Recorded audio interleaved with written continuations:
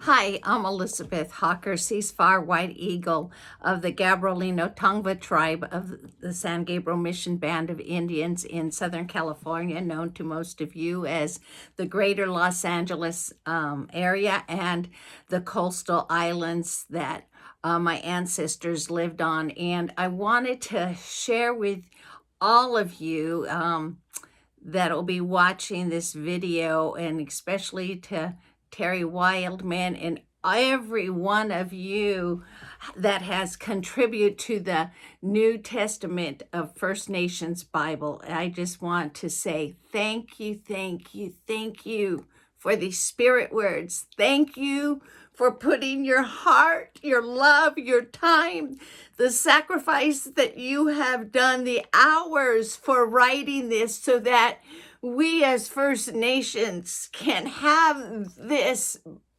in our own language so that it can relate to our people. I cannot tell you enough. Thank you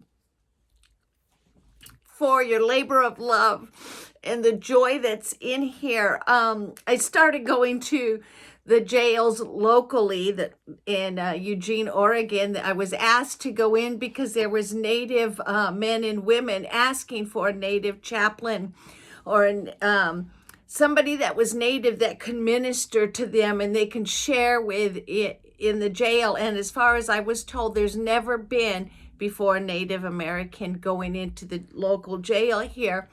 And I went in, and my first young man was an Ojibwe man, and they're just so hungry. These are somebody's sons and daughters, but I ordered these New Testaments, First Nation New Testament books, and I've had people that have also been purchasing them for me so that I can take them into the jail. Several of these First Nations New Testament books or Bibles are in the jail right now in the library for others to read. But also there, I have given some personally to the men and women that I have been sharing with weekly. Sometimes I only get one chance to give them one of your Bibles, and I cannot tell you the tears that well up in their eyes, the shock that there is a First Nations New Testament, and they weep when they get it. They can't wait. When I go in, I read from this New Testament and the joy that it brings them. I've had Lakota, Dakota. I've had Cree, Cherokee, Ojibwe, Mohawk. There's other tribes, Yurok, also just different tribes of young men and women who have found themselves in jail. But when they get this New Testament in their hands, they are devouring it. I want you to know they are eating it up and they love it. And as the one young man said to me, who is Lakota, with tears in his eyes, he says, "It speaks to me. It speaks my language. It speaks to what's in my blood. It speaks to what's in my spirit." And he quotes it to me when I see him, what he's been studying, and he just loves it. And he told me to say to you and to Terry Wildman, thank you for taking the time, because it's such a treasure to these young men and women. Yesterday we had a woman who is Cherokee, and she goes to different tribes and shares with them and just is among them.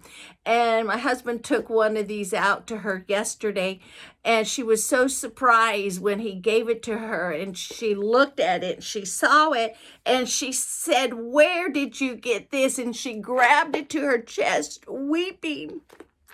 She wants to get some for the people she shares with.